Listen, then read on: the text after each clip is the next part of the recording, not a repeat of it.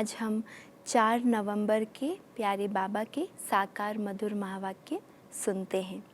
आज बाबा ने कहा कि चलते फिरते तुम अपने याद की मस्ती में रहो, तुम अपने इसी नशे में रहो कि हमारी तकदीर कितनी श्रेष्ठ है कि स्वयं भगवान हमको पढ़ाते हैं। कल भी बाबा ने कहा था कि तुम कितनी ऊंची पढ़ाई पढ़ते हो, तुम सच्चे अलौकिक जादूगर हो, तुम किसी भी पतित मनुष्य को पावन देवता बनाने की जादूगरी दिखा सकते हो। तो आज भी बाबा ने ज्ञान के तीसरे नेत्र को याद किया कि जितना आत्मा का ये ज्ञान का तीसरा नेत्र खुला रहेगा तो जो भी क्रिमिनल पना है वो सब आत्मा में से निकलता जाएगा और आत्मा के अंदर याद का बल भरता जाएगा। तो सुनते हैं आज के महावाक्य। मीठे बच्चे, तुम्हें सदैव याद की फांसी पर चढ़े रहना है। आज बाबा फांसी पर चढ़ा रहा है। कौन सी फांसी? याद की फांसी। जैसे किसी को फांसी पर चढ़ाते हैं तो वो बिल्कुल उसी के वश हो जाता है ना, अपने हाथ से कभी वो कोई उस समय अपने आप को मुक्त नहीं कर पाता। तो बाबा कहते हैं आप भी अपने आप को ऐसे याद की फांसी में बांध लो जो माया आपको उस फांसी से निकाल ना सके। तो ये है मीठी फांसी, है ना। बाबा कहते हैं तुम्हें सदैव याद की फांसी पर चढ़े रहना है, याद से ही आत्मा सच्चा सोना बनेगी। प्रश्न है, कौन सा बल क्रिमिनल आँखों को फौरन ही बदल देता है? कौन सा बल क्रिमिनल आँखों को फौरन बदल देता है? उत्तर, ज्ञान के तीसरे नेत्र का बल जब आत्मा में आ जाता है तो क्रिमिनलपन फौरन समाप्त हो जाता है। बाप की श्रीमत है बच्चे, तुम सब आपस में भाई भाई हो, भाई बहन हो। तुम्हारी आँखें कभी भी क्रिमिनल हो नहीं सकती। तुम सदैव याद की मस्ती में रहो। वाह तकदीर वाह। कौन सी मस्ती में रहो? वाह तकदीर वाह। हमें भगवान पढ़ाते हैं ऐसे विचार करो तो मस्ती चढ़ी रहेगी। तो बाबा ने एक तो हमें याद की फांसी पर चढ़ाया, दूसरा बाबा ने कहा याद से ही आप सच्चा सोना बनेंगे। तीसरा बाबा ने कहा ज्ञान का जो तीसरा नेत्र है उस तीसरे नेत्र का बल जब आत्मा में आएगा तो आत्मा की सारी खाद, सारा क्रिमिनलपना खत्म हो जाएगा। और चौथा बाबा ने कहा क्या विचार करो, वाह मेरी तकदीर वाह, हमें स्वयं भगवान पढ़ाते हैं। ओम शांति। मीठे मीठे रूहानी बच्चों प्रति रूहानी बाप समझा रहे हैं। बच्चे जानते हैं कि रूहानी बाप जो भी आत्मा ही है वह परफेक्ट है। शिव बाबा एक ही ऐसा है जो परफेक्ट है और सदा परफेक्ट रहता है। उसकी आत्मा में कभी भी कोई भी जंक या खाद नहीं चढ़ती। बाबा कहते वो एक ही है जो परफेक्ट है, उसमें कोई भी जंक अर्थात कट नहीं लगा हुआ है। शिव बाबा कहेंगे मेरे में जंक है? बाबा पूछ रहे मेरे में जंक है? बिल्कुल नहीं। इस दादा में तो पूरी जंक थी। इनमें बाप ने प्रवेश किया है तो मदद भी मिलती है। मूल बात है 5 विकारों के कारण आत्मा पर कट चढ़ने से इम्प्योर हो गई है। तो जितना जितना बाप को याद करेंगे कट उतरती जाएगी। भक्ति मार्ग की कथाएं तो जन्म जन्मांतर सुनते आए हो, ये तो बात ही निराली है। तुमको अब ज्ञान सागर से ज्ञान मिल रहा है। स्वयं ज्ञान सागर के कंठे पर हम बैठकर ज्ञान सुन रहे हैं। तो बाबा कहते तुमको अभी ज्ञान सागर से ज्ञान मिल रहा है। तुम्हारी बुद्धि में एम ऑब्जेक्ट है और कोई भी सत्संग आदि में एम ऑब्जेक्ट नहीं है। ईश्वर सर्वव्यापी कहकर मेरी ग्लानि करते रहते हैं ड्रामा प्लान अनुसार। वो भी बाबा क्या कहते, मेरी ग्लानि करना ये भी ड्रामा में नूंद है। मनुष्य ये भी नहीं समझते कि ये ड्रामा है। इसमें क्रिएटर डायरेक्टर भी ड्रामा के वश है। भल सर्वशक्तिमान गाया जाता है, परंतु तुम जानते हो, है ना, सर्वशक्तिमान बाबा का नाम है, लेकिन इसका ये मतलब नहीं है कि बाबा ड्रामा को चेंज कर दे, बाबा किसी के पार्ट को चेंज कर दे। बाबा कहते नहीं, तुम जानते हो वो भी ड्रामा के पट्टे पर चल रहे हैं। शिव बाबा भी किस पर चल रहे हैं? ड्रामा के पट्टे पर। बाबा जो खुद आकर बच्चों को समझाते हैं, कहते हैं मेरी आत्मा में अविनाशी पार्ट नूंदा हुआ है, उस अनुसार पढ़ाता हूँ। जो कुछ समझाता हूँ सब ड्रामा में नूंद है। इसीलिए कभी कभी बच्चे बाबा को जब कहते हैं कि बाबा आपने ये बात पहले क्यों नहीं सुनाई, ये ज्ञान पहले क्यों नहीं दिया, तो बाबा क्या कहते हैं? ड्रामा अनुसार जैसे जैसे मेरा पार्ट खुलता है मैं समय अनुसार बताते रहता हूँ, है ना। तो ड्रामा में जो नूंद है उसी अनुसार समझाता हूँ। अभी तुमको इस पुरुषोत्तम संगम युग पर पुरुषोत्तम बनना है। भगवानोवाच है ना। बाप कहते हैं तुम बच्चों को पुरुषार्थ कर ये लक्ष्मी नारायण बनना है। ऐसा और कोई मनुष्य कह न सके कि तुमको विश्व का मालिक बनना है। और किसी मनुष्य में ऐसा कहने की ताकत भी नहीं है, अथॉरिटी भी नहीं है। एक बाबा ही आकर क्या कहते हैं? मैं तुम्हें विश्व का मालिक बनाता हूँ।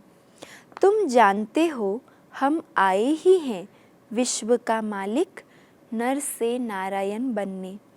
भक्ति मार्ग में तो जन्म जन्मांतर कथाएं सुनते आए थे, समझ कुछ भी नहीं थी।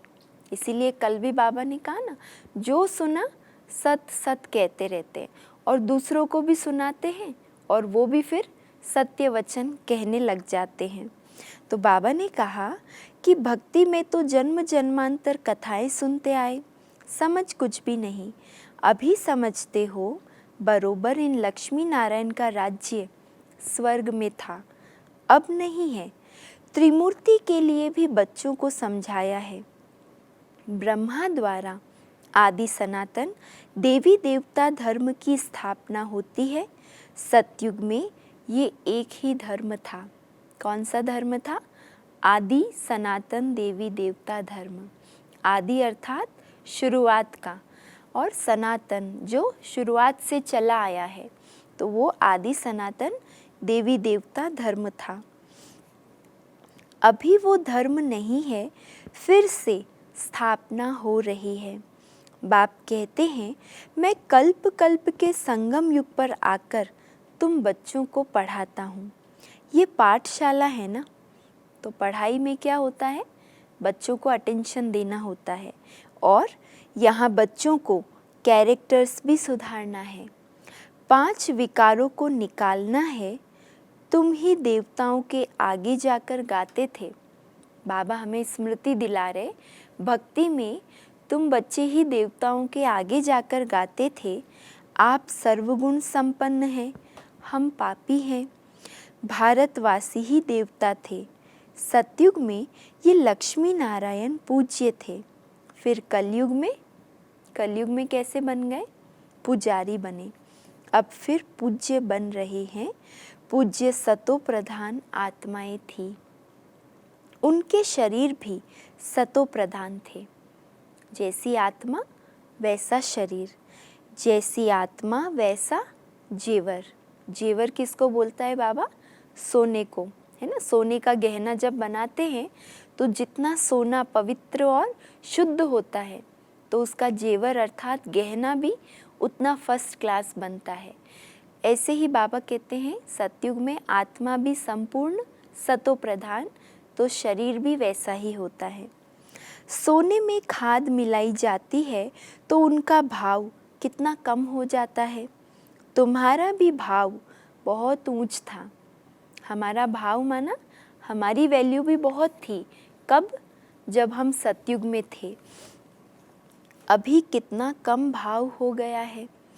तुम पूज्य थे, अब पुजारी बने हो। अब जितना योग में रहेंगे उतना कट उतरेगी और बाप से लव होता जाएगा, खुशी भी रहेगी। बाबा साफ कहते हैं, बच्चे अपना चार्ट रखो, सारे दिन में हम कितना समय याद करते हैं। बाबा कहते अपना चार्ट नोट करो, सारे दिन में हम कितना समय याद करते हैं। याद की यात्रा, ये अक्षर राइट है, योग शब्द नहीं लेकिन याद की यात्रा। याद करते करते कट निकलते निकलते अंत मति सो गति हो जाएगी। वो तो पंडे लोग यात्रा पर ले जाते हैं, यहाँ इस यात्रा पर कोई पंडा चाहिए? बाबा कहते यहाँ तो आत्मा खुद यात्रा करती है, आत्मा खुद ही खुद का पंडा बनकर यात्रा करती है। अपने परम धाम जाना है, क्योंकि ड्रामा का चक्र अब पूरा होता है। ये भी तुम जानते हो कि ये बहुत गंदी दुनिया है। परमात्मा को तो कोई भी नहीं जानते, ना जानेंगे, जानते भी नहीं है, और बाबा कहते जानेंगे भी नहीं। इसीलिए कहा जाता है विनाश काले विपरीत बुद्धि। उन्हों के लिए तो ये नर्क ही स्वर्ग के समान है। बाबा ने कहा ना पहले भी कि नर्क में जिनके पास सुख साधन सुविधाएं महल सब कुछ है, वो समझते हैं और दूसरा स्वर्ग क्या चाहिए, हमारे लिए तो यही स्वर्ग है। उन्हों की बुद्धि में ये बातें बैठ ना सके। तुम बच्चों को ये सब विचार सागर मंथन करने के लिए बहुत एकांत चाहिए। एकांत में जितना रहेंगे उतना ही हम इन बातों का विचार सागर मंथन कर सकते हैं। यहाँ तो एकांत बहुत अच्छी है, इसीलिए मधुबन की महिमा है। मधुबन में जाते हैं तो बाबा कहते एकांत का बहुत अच्छा समय मिलता है। बच्चों को बहुत खुशी होनी चाहिए, हम जीव आत्माओं को परमात्मा पढ़ा रहे हैं। कल्प पहले भी ऐसे पढ़ाया था। कृष्ण की बात नहीं है, वो तो छोटा बच्चा था, वह आत्मा और ये है परमात्मा। कहाँ परमात्मा पढ़ा रही है और कहाँ श्री कृष्ण पढ़ाए, दोनों में तो बहुत अंतर हो गया। बाबा कहते वो तो छोटा बच्चा था, ये तो परमात्मा की बात है। पहले नंबर की आत्मा श्री कृष्ण, सो फिर लास्ट नंबर में आ गई है, तो नाम भी अलग हो गया। बहुत जन्मों के अंत के जन्म में नाम तो और होगा ना। पहले जन्म में श्री कृष्ण नाम, लेकिन जब अंतिम जन्म में आए तो बाबा ने कहा फिर श्री कृष्ण नाम नहीं रह सकता है ना, नाम तो और होगा। कहते हैं ये तो दादा लेखराज है, ये है ही बहुत जन्मों के अंत का जन्म। बाप कहते हैं मैं इनमें प्रवेश कर तुमको राजयोग सिखला रहा हूँ। बाप किसी में तो आएंगे ना, इसलिए बाबा ने 2-3 दिन पहले कहा था कि बाप अगर ब्रह्मा के तन में ना आए और किसी भी तन में आए तो उससे क्या लेना देना है। हमारा काम है बाबा का ज्ञान सुनना और औरों को सुनाना, भले वो किसी के भी तन में बैठकर सुनाए। तो बाबा आज भी कह रहे हैं मैं किसी के तन में तो आऊँगा ना। शास्त्रों में ये बातें हैं नहीं, बाप तुम बच्चों को पढ़ाते हैं, तुम ही पढ़ते हो। फिर सतयुग में ये ज्ञान होगा नहीं, वहाँ है प्रालब्ध। बाप संगम पर आकर नॉलेज सुनाते हैं, फिर तुम पद पा लेते हो। ये टाइम ही है बेहद के बाप से बेहद का वर्षा पाने का। पुरुषोत्तम संगम युग का यही थोड़ा सा टाइम है बेहद के बाप से बेहद का वर्षा पाने का। बाकी सब जन्मों में हमने जो भी वर्षा पाया वो सब हद के पिता से हद का वर्षा पाया। ये बाबा कहते ये समय है बेहद के बाप से बेहद का वर्षा पाने का। इसीलिए बच्चों को गफलत नहीं करनी चाहिए। माया गफलत बहुत कराती है, फिर समझा जाता है इनकी तकदीर में नहीं है। बाप तो तदबीर कराते हैं, बाबा तदबीर कराते हैं माना बाबा पुरुषार्थ की अलग अलग युक्तियाँ हर दिन बताते हैं। तो बाबा ने कहा करना बच्चों का काम है। तकदीर में कितना फ़र्क पड़ जाता है, कोई पास कोई नापास हो जाते हैं। डबल सिरताज बनने के लिए पुरुषार्थ करना पड़े। साधारण पद पाना है तब तो जैसा भी पुरुषार्थ करेंगे चलेगा, लेकिन अगर डबल सिरताज विश्व का मालिक बनना है, लक्ष्मी नारायण समान ऊंच पद पाना है, तो बाबा ने कहा फिर तो पुरुषार्थ तो करना पड़ेगा। बाप कहते हैं गृहस्थ व्यवहार में भले रहो, लौकिक बाप का कर्जा भी बच्चों को उतारना है, लॉफुल चलना है, यहाँ तो सब है बेकायदे। इस पुरानी दुनिया में बाबा कहते कोई कायदा नहीं है, कोई नियम मर्यादा नहीं है, सब बेकायदे हो गए हैं। तुम जानते हो हम ही इतने ऊंच पवित्र थे, फिर गिरते आए हैं, अब फिर पवित्र बनना है। प्रजापिता ब्रह्मा के बच्चे सब ब्रह्मा कुमार कुमारी हो, तो क्रिमिनल दृष्टि हो न सके, क्योंकि तुम भाई बहन ठहरे ना, ये युक्ति बाप आकर बताते हैं। तुम सब बाबा बाबा कहते रहते हो तो भाई बहन हो गए। जो भी बाबा के घर में आते हैं सब बाबा को बाबा बाबा कहते रहते हो तो भाई बहन हो गए। भगवान को सब बाबा कहते हैं ना। आत्माएं कहती है हम शिव बाबा के बच्चे हैं, फिर शरीर में हैं तो भाई बहन ठहरे। फिर हमारी क्रिमिनल आई क्यों जाए, तुम बड़ी बड़ी सभाओं में भी ये समझा सकते हो। तुम सब भाई भाई हो, फिर प्रजापिता ब्रह्मा द्वारा रचना रची गई। परम धाम में जब शिव बाबा के साथ थे हम आत्मा स्वरूप में भाई भाई थे, फिर संगम युग पर प्रजापिता ब्रह्मा द्वारा रचना रची गई तो भाई बहन हो गए और कोई संबंध नहीं। हम सब एक बाप के बच्चे हैं, एक बाप के बच्चे फिर विकार में कैसे जा सकते हैं। भाई भाई भी हैं तो भाई बहन भी है। बाप ने समझाया है ये आँखें बहुत धोखा देने वाली है। आँखें ही अच्छी चीज़ देखती है तो दिल होती है, अच्छी चीज़ दिखती है तो खाने की भी दिल होती है या उठा भी लेते हैं। बाबा कहते हैं विकारी दृष्टि भी आँखों से होती है, तो आँखें ही धोखा देती है। अगर आँखें देखेगी नहीं तो तृष्णा भी नहीं उठेगी। इन क्रिमिनल आँखों को बदलना पड़ता है। कैसे बाबा ने बदलने के लिए कहा? शुरू में बाबा ने कहा कि ज्ञान के तीसरे नेत्र के बल से आँखों में जो भी क्रिमिनल पना है वो सब समाप्त हो जाएगा। भाई बहन विकार में तो जा नहीं सकते, वो दृष्टि निकल जानी चाहिए। ज्ञान के तीसरे नेत्र का बल चाहिए, ज्ञान के तीसरे नेत्र का बल चाहिए। इन आँखों से जो देख रहे हैं वो नहीं, लेकिन बाबा ने जो ज्ञान का तीसरा नेत्र दिया है उस तीसरे नेत्र के बल से इन आँखों को बदलना है। आधा कल्प इन आँखों से काम किया है, अब बाप कहते हैं ये सारी कट निकलेगी कैसे। हम आत्मा जो पवित्र थी उसमें कट लगी हुई है। जितना बाप को याद करेंगे उतना बाप से लव जुटेगा। जितना बाप को याद करेंगे उतना बाप से लव जुटेगा, पढ़ाई से नहीं जुटेगा। पढ़ाई अलग सब्जेक्ट है और बाबा की याद अलग सब्जेक्ट है। पढ़ाई बाबा ने कहा कमाई कराती है, लेकिन बाबा से प्यार कैसे जुटेगा? जितना बाबा को याद करेंगे उतना बाप से प्यार जुटेगा, पढ़ाई से नहीं, याद से लव जुटेगा। भारत का है ही प्राचीन योग जिससे आत्मा पवित्र बन अपने धाम चली जाएगी। सब भाइयों को अपने बाप का परिचय देना है। सर्वव्यापी के ज्ञान से तो बिल्कुल गिर गए हैं, ज़ोर से। कैसे गिर गए हैं? वो भी एकदम ज़ोर से गिर गए हैं।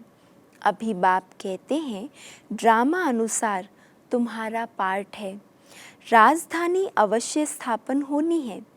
जितना कल्प पहले पुरुषार्थ किया है उतना वह करेंगे ज़रूर। तुम साक्षी हो, देखते रहते हो। हर एक का पुरुषार्थ जैसे बाबा न्यारा होकर साक्षी होकर देखता है, ऐसे बाबा कहते तुम भी देखते रहो। ये प्रदर्शनियाँ आदि तो बहुत देखते रहेंगे। तुम्हारी ईश्वरीय मिशन है, ये है इनकॉर्पोरियल गॉड फादरली मिशन। वो होती है क्रिश्चियन मिशन, बौद्धि मिशन।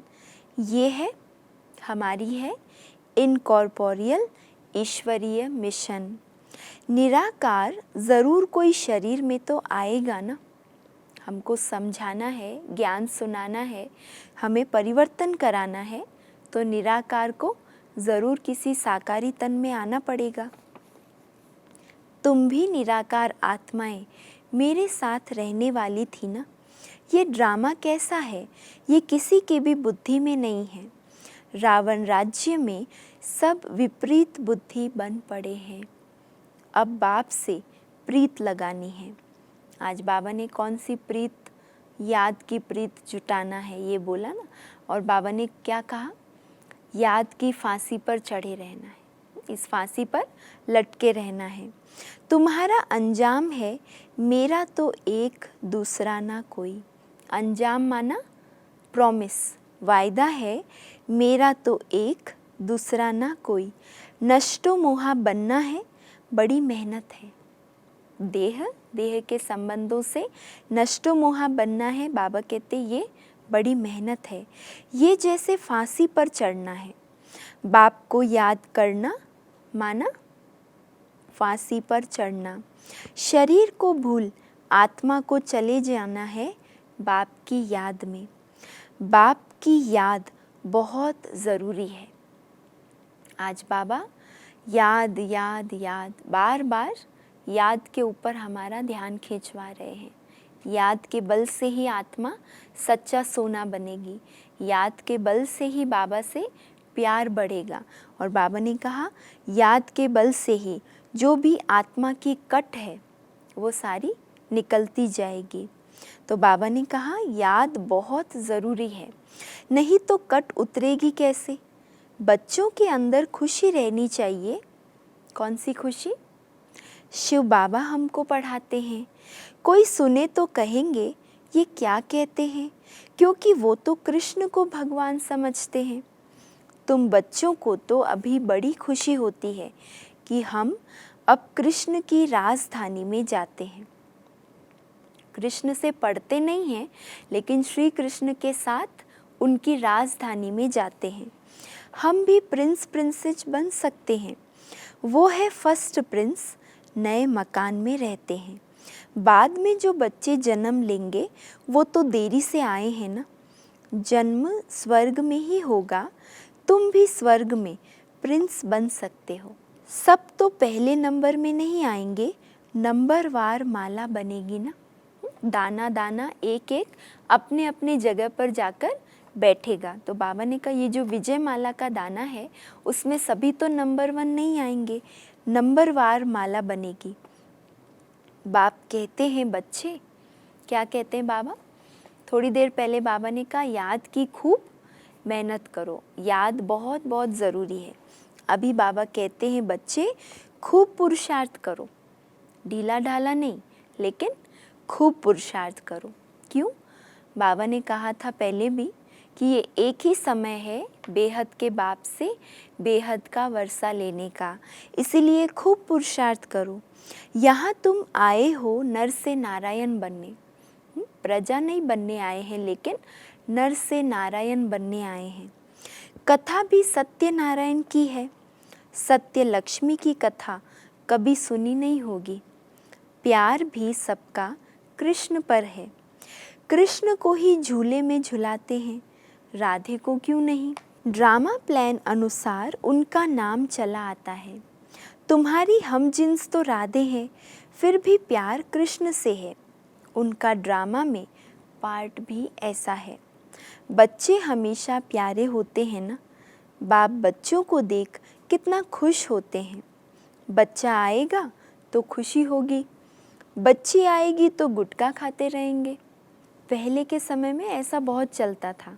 अगर लड़का जन्म लेता था तो बहुत खुशी होती थी, ढोल बजाते थे, बहुत सबको सुनाते थे।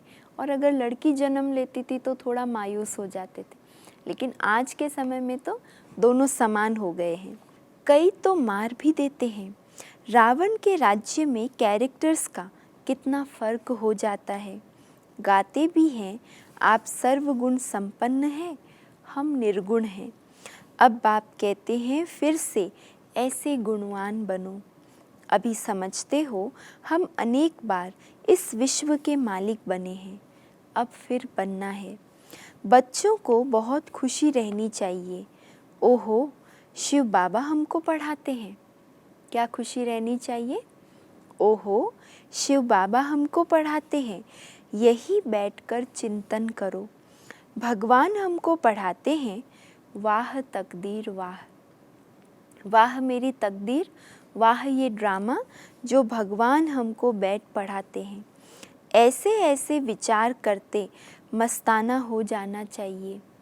वाह तकदीर वाह, बेहद का बाप हमको मिला है, हम बाबा को ही याद करते हैं। पवित्रता धारण करनी है, हम ये बनते हैं, दैवी गुण धारण करते हैं। हमारे सामने बाबा ने जो लक्ष्य दिया है वो लक्ष्य को पूरा करना है तो दैवी गुण भी ज़रूर धारण करने हैं। ये भी मनमना भव है ना। बाबा हमको ये बनाते हैं, ये तो प्रैक्टिकल अनुभव की बात है। बाप मीठे मीठे बच्चों को राय देते हैं, चार्ट लिखो और एकांत में बैठ ऐसे अपने साथ बातें करो। ये बैज तो छाती से लगा दो। एकांत में बैठो, अपने आप से बातें करो और ये बैज तो छाती से लगा दो। भगवान की श्रीमत पर हम ये बन रहे हैं। इनको देखकर उनको प्यार करते रहो। इनको देखते देखते ऐसा बनाने वाले शिव बाबा को प्यार करते रहो। बाबा की याद से हम ये बनते हैं। बाबा आपकी तो कमाल है। बाबा हमको आगे थोड़ी पता था कि आप हमको विश्व का मालिक बनाएंगे। ऐसे बाबा से मीठी मीठी बातें करो कि बाबा आपकी तो कमाल है। बाबा हमको आगे थोड़ी ही पता था कि आप हमको विश्व का मालिक बनाएंगे। नौदा भक्ति में दर्शन करने के लिए गला काटने, प्राण त्यागने लग पड़ते हैं, तब दर्शन होता है। ऐसे ऐसी की ही भक्त माला बनी हुई है, भक्तों का मान भी है। कलयुग के भक्त तो जैसे बादशाह हैं। अभी तुम बच्चों की बेहद के बाप से प्रीत है। एक बाप के सिवाय और कोई याद ना रहे। एकदम लाइन क्लियर चाहिए। बाबा के साथ हमारी बुद्धि की लाइन एकदम क्लियर होनी चाहिए। अब हमारी 84 जन्म पूरे हुए। अब हम बाप के फरमान पर पूरा पूरा चलेंगे। काम महाशत्रु है, उनसे हार नहीं खानी है। हार खाकर फिर पश्चाताप कर क्या करेंगे? एकदम हड्डी हड्डी टूट जाती है, बहुत कड़ी सज़ा मिल जाती है। कट उतरने के बदले और ही जोर से चढ़ जाती है। योग लगेगा नहीं, याद में रहना ये बड़ी मेहनत है। बहुत गप भी मारते हैं, हम तो बाप की याद में रहते हैं। बाबा कहते कोई बच्चे ऐसे ही बाबा को अपना चार्ट लिख दे के भेजते हैं कि बाबा हम तो आपकी ही याद में रहते हैं। बाबा जानते हैं याद में रह नहीं सकते। बाबा को तो सबका चार्ट पता पड़ता है ना। बाबा कहते मुझे मालूम है याद में रह नहीं सकते, इसमें माया के तूफान बड़े आते हैं। स्वप्न आदि ऐसे आएंगे एकदम तंग कर देंगे। ज्ञान तो बड़ा सहज है, छोटा बच्चा भी समझा देंगे। बाकी मेहनत किस में है? याद की यात्रा में ही बड़ा रोला है। खुश नहीं होना चाहिए, हम बहुत सर्विस करते हैं। अगर ज्ञान की सर्विस कर ली, बहुतों को ज्ञान सुना दिया, बाबा कहते इसमें खुश नहीं हो जाओ कि हम तो बहुत सर्विस करते हैं। गुप्त सर्विस अपनी याद की करते रहो। ये है गुप्त सर्विस। चाहे ज्ञान सुनाओ ना सुनाओ, लेकिन ये जो याद की सर्विस है, ये बाबा कहते गुप्त सर्विस करते रहो। इनको तो नशा रहता है हम शिव बाबा का बच्चा अकेला हूँ। किसको नशा रहता है? ब्रह्मा बाबा को नशा रहता है, मैं शिव बाबा का अकेला बच्चा हूँ। बाबा विश्व का रचयिता है तो ज़रूर हम भी स्वर्ग का मालिक बनेंगे। प्रिंस बनने वाला हूँ, ये आंतरिक खुशी रहनी चाहिए। परंतु जितना तुम बच्चे याद में रह सकते हो उतना हम नहीं। ब्रह्मा बाबा अपनी बात सुना रहे कि बाबा कहते मैं तो नशे में बहुत रहता हूँ, लेकिन तुम बच्चे जितना बाबा को याद कर सकते हो, जितना तुम बच्चों को चांस है उतना मुझे नहीं चांस है। क्यों? बाबा को बहुत ख्याल करने पड़ते हैं, सारे बच्चों की जिम्मेवारी, यज्ञ की जिम्मेवारी। तो जिसके सिर पर माथे मामले हो उसको फिर बाबा कहते कितना चिंतन करना पड़ता है। बच्चों को कभी ईर्ष्या भी नहीं आनी चाहिए कि बाबा बड़े आदमियों की खातिरी क्यों करते हैं। कोई बड़े आदमी आएंगे तो जैसा बाबा कहते हैं ना, जैसा व्यक्ति वैसा फर्नीचर, माना उस अनुसार उसकी खातिरी करनी पड़ती है, उस अनुसार उनका रहन सहन, देखभाल सब करना पड़ता है। बाबा हर एक बच्चे की नब्ज देख उनके कल्याण अर्थ हर एक को उस अनुसार चलाते हैं। टीचर जानता है हर एक स्टूडेंट को कैसे चलाना है। बच्चों को इसमें संशय नहीं लाना चाहिए, क्योंकि टीचर ही हर एक बच्चे की नब्ज जानता है, किस बच्चे को किस तरह पढ़ाना है, किस तरह उन्हें आगे बढ़ाना है। तो बाबा कहते हैं हर एक बच्चे के साथ विधि अलग अलग होगी ना, तो हमें किसी को देखकर संशय में नहीं आना है कि इसके साथ बाबा ने ऐसा बिहेव किया और इसको ज़्यादा खातिरी दिया, हमको नहीं दिया। बाबा ने कहा टीचर को सब कुछ मालूम है किसको कैसे चलाना है। फिर ये तो सुप्रीम टीचर है, इनकी किसी भी एक्ट में संशय नहीं आना चाहिए। अच्छा, मीठे मीठे सिके लधे बच्चों प्रति माता पिता बाप दादा का याद प्यार और गुड मॉर्निंग। रूहानी बाप की रूहानी बच्चों को नमस्ते, और हम रूहानी बच्चों की रूहानी माता पिता बाप दादा को याद प्यार, गुड मॉर्निंग और नमस्ते। धारणा के लिए मुख्य सार। पहला, एकांत में बैठ अपने आप से बातें करनी है। आत्मा पर जो जंक चढ़ी है उसे उतारने के लिए याद की यात्रा पर रहना है। दूसरी पॉइंट, किसी भी बात में संशय नहीं उठाना है, ईर्ष्या नहीं करनी है।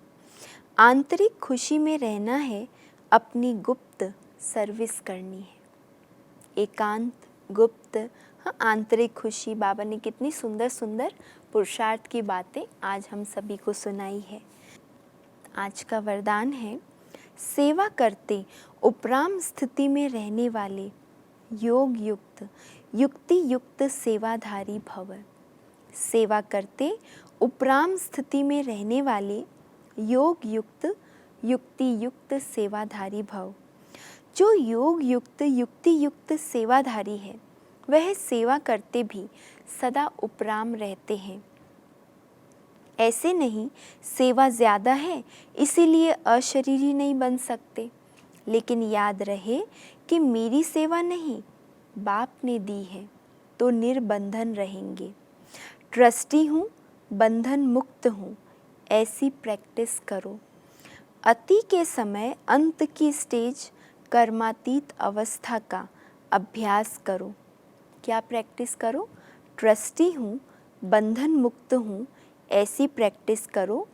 अति के समय अंत की स्टेज कर्मातीत अवस्था का अभ्यास करो। जैसे बीच बीच में संकल्पों की ट्रैफिक को कंट्रोल करते हो, ऐसे अति के समय अंत की स्टेज का अनुभव करो। तब अंत के समय पास विद ऑनर बन सकेंगे। जब अति बिजी हैं, अति सेवा में बिजी हैं, तभी बाबा कहते हैं जो अंत की स्टेज है अर्थात अशरीरी अवस्था, उसका अभ्यास करो। स्लोगन है, शुभ भावना कारण को निवारण में परिवर्तन कर देती है। शुभ भावना कारण को निवारण में परिवर्तन कर देती है। आज का अव्यक्त इशारा है, जैसे तराजू की सही परख तब होती है जब कांटा एकाग्र हो, हलचल बंद हो, दोनों तरफ समान हो जाते हैं। तराजू की सही परख कब होती है? जब कांटा एकाग्र हो, हलचल बंद हो, दोनों तरफ समान हो जाते हैं। ऐसे ही जिसका बुद्धि योग रूपी कांटा एकाग्र है, जिसकी बुद्धि में कोई हलचल नहीं और निर्विकल्प स्टेज और स्थिति है, जिसके बोल और कर्म में लव और लौ, स्नेह और शक्ति का बैलेंस है, वही यथार्थ जजमेंट दे सकता है। ऐसी आत्मा सहज ही किसी को परख कर ठीक जजमेंट दे सकती है। तो बाबा ने निर्विकल्प स्टेज के लिए क्या बताया कि बोल और कर्म में लव और लौ, स्नेह और शक्ति का बैलेंस है, बुद्धि योग रूपी कांटा एकाग्र है। उनकी ही अवस्था निर्विकल्प और स्टेज भी निर्विकल्प होती है और वही आत्मा सहज किसी को परख कर राइट जजमेंट भी दे सकती है। अच्छा, ओम शांति।